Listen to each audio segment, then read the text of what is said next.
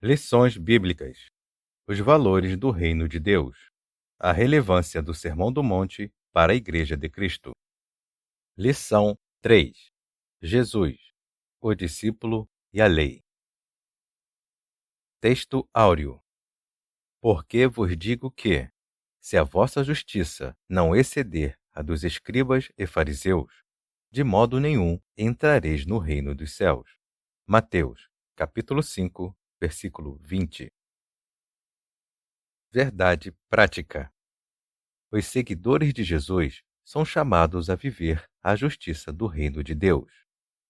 Essa justiça, baseada na nova aliança em Cristo, nasce no interior do crente e reflete no exterior da vida. Leitura bíblica em classe. Mateus, capítulo 5, versículos de 17 a 20. Não cuideis que vim destruir a lei ou os profetas. Não vim abrogar, mas cumprir. Porque em verdade vos digo que, até que o céu e a terra passem, nem um jota ou um tio se omitirá da lei sem que tudo seja cumprido. Qualquer, pois, que violar um destes menores mandamentos e assim ensinar aos homens, será chamado o menor no reino dos céus. Aquele, porém, que os cumprir e ensinar, será chamado grande no reino dos céus. Porque vos digo que, se a vossa justiça não exceder a dos escribas e fariseus, de modo nenhum entrareis no reino dos céus. Introdução. Nesta lição, estudaremos a respeito da relação de Jesus com a lei e o que ele deseja de seus discípulos. Veremos que o Senhor Jesus cumpriu toda a lei. Destacaremos a diferença entre a letra da lei e o espírito e, finalmente, analisaremos a justiça do reino de Deus. No Sermão do Monte, podemos perceber, com clareza, que o nosso Senhor não destruiu a lei nem o ensino dos profetas, mas os cumpriu e os aperfeiçoou. Assim, como seus seguidores, a nossa justiça deve transcender a dos escribas e fariseus. Tópico 1. Jesus cumpriu toda a lei. 1. Um compromisso com o passado. Quando nosso Senhor começou a ensinar, seu propósito nunca foi o de desconstruir tudo ou não valorizar o passado relativo aos ensinos da lei e dos profetas.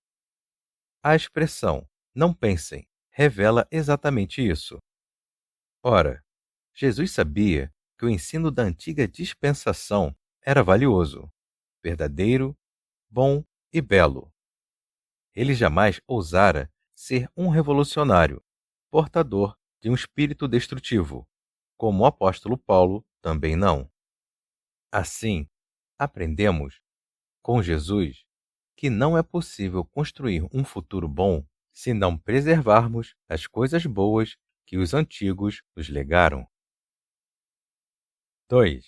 Jesus não veio destruir a lei. Para muitos opositores, Jesus era um agitador, revolucionário, destruidor da tradição recebida. Por isso, nosso Senhor foi alvo de falsas acusações pelos seus críticos.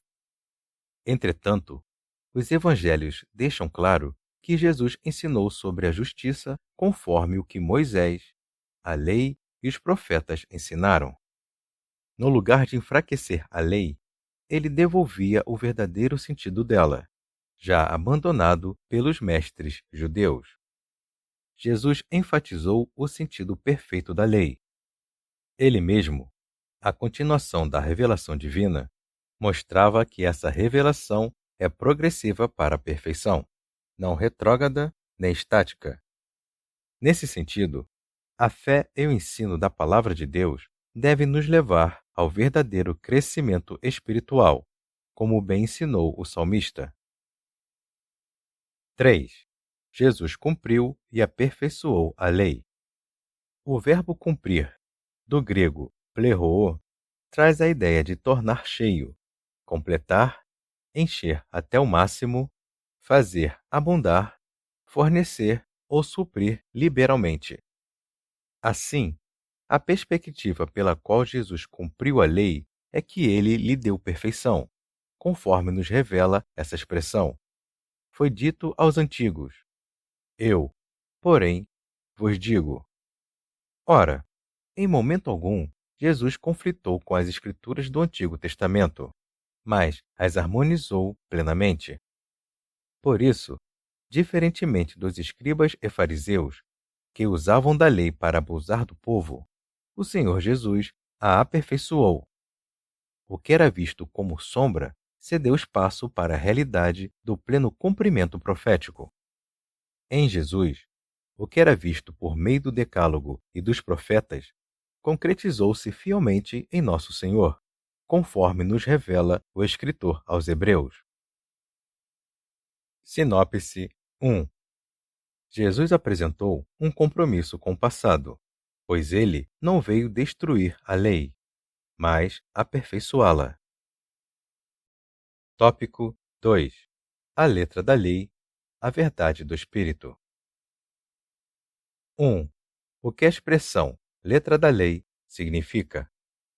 De acordo com as cartas de Paulo, a expressão letra da lei diz respeito ao antigo concerto. Essa letra expressa os desígnios de Deus em forma de proibições escritas, que revelam o pecado e levam à condenação, como nos mostra Romanos capítulo 7, versículos de 7 a 25. Em suma, dominado pela fraqueza da carne e sem força, o homem seria levado à morte diante da letra da lei. A função da lei é mostrar a malignidade do pecado e a impossibilidade do homem em salvar-se. Nesse sentido, ela serviu como paidagogos, do grego, isto é, um pedagogo, um guia que nos levou a Cristo. Um exemplo que revela essa função é a relevância dos profetas do Antigo Testamento para despertar o povo ao verdadeiro arrependimento diante de Deus. Entretanto, o judaísmo transformou a letra da lei em um sistema de normas frias e sem vida. 2. A perspectiva teológica da lei.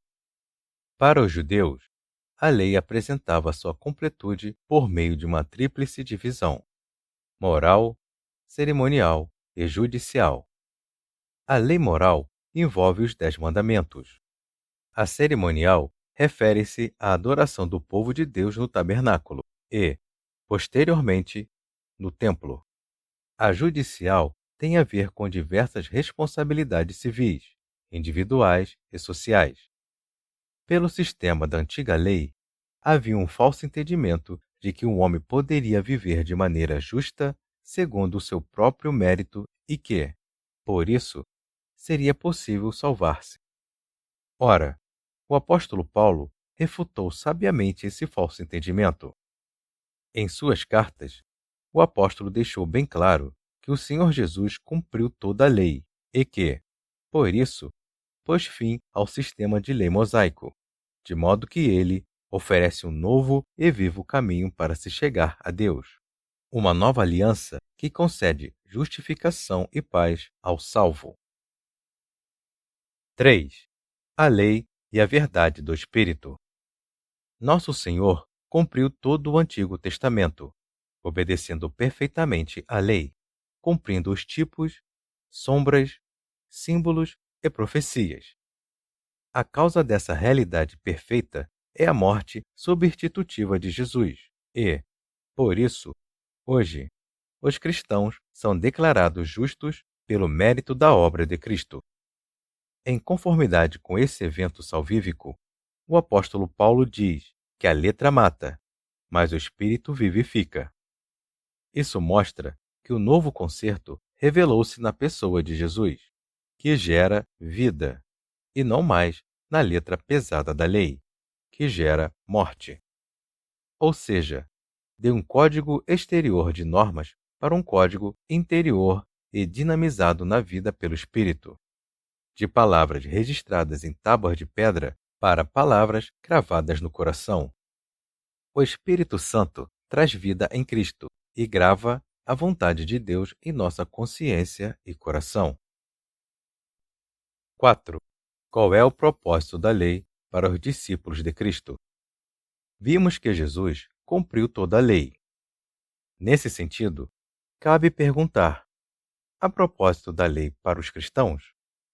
O apóstolo Paulo responde a essa questão mostrando que a lei é santa, está estabelecida, se cumpre no amor e opera atualmente por meio do Espírito Santo, que dinamiza a vida interior do cristão. Portanto, é Jesus Cristo que impacta, aperfeiçoa e, por meio do Santo Espírito, implanta no interior do crente o verdadeiro sentido da lei. Sinopse 2. Letra da lei diz respeito ao antigo concerto. A verdade do Espírito diz respeito à vida em Cristo que grava a vontade de Deus no coração. Tópico 3. A justiça do reino de Deus. 1. Quem é grande no reino de Deus? Mateus capítulo 5, versículo 18 e 19, mostra que são considerados grandes no reino de Deus os que se acham fiéis e cumpridores de toda a lei de Cristo. Consequentemente, são rebaixados à condição de menores os que negligenciam, removem, separam, violam o menor dos mandamentos de Deus e não atentam para sua instrução, quer por omissão, quer por transgressão. Assim, como discípulos de Cristo e cidadãos do reino de Deus, devemos cumprir e ensinar a lei divina, a partir do poder do Espírito Santo, que transforma, aperfeiçoa e concede-nos graça e verdade. 2. A justiça do reino de Deus. A compreensão da justiça do Antigo Testamento, baseada no binômio lei-obra, gerou orgulho pessoal e confiança nas próprias ações dos judeus para justificarem a si mesmos. No Novo Testamento, há exemplos a esse respeito. O jovem rico, que agiu assim para atingir o supremo bem, o fariseu que, por meio da sua justiça própria, achava-se melhor que o publicano, o sacerdote e o levita que, firmados numa justiça própria, não atentaram para a aflição do próximo. Mas Jesus ensina aos seus discípulos que a nova justiça no reino de Deus é interior, moral e espiritual, e não se trata mais daquela velha justiça exterior, cerimonial e legalista. Por isso, a justiça exigida pelo Senhor Jesus aos seus discípulos é superior à dos escribas e fariseus. É uma justiça mais sublime, elevada e interior. Essa justiça só pode ser obtida mediante a fé, nos permitindo viver de maneira justa e piedosa, e, assim, entrar no reino de Deus. Sinopse 3. O Sermão do Monte esclarece que as bem-aventuranças são a verdadeira felicidade para quem nasceu de novo. Conclusão. Jesus não veio para desfazer a lei, nem viveu como um legalista. Porém, soube conservar o que havia de bom na antiga lei, dando-lhe uma nova dinâmica de vida. Nosso Senhor deseja que nossas vidas sejam elevadas espiritualmente, semelhantes ao caráter e conduta dele, deixando de lado toda a frieza espiritual e, aquecidos pelo Espírito Santo, abraçando o verdadeiro Evangelho do Senhor Jesus Cristo.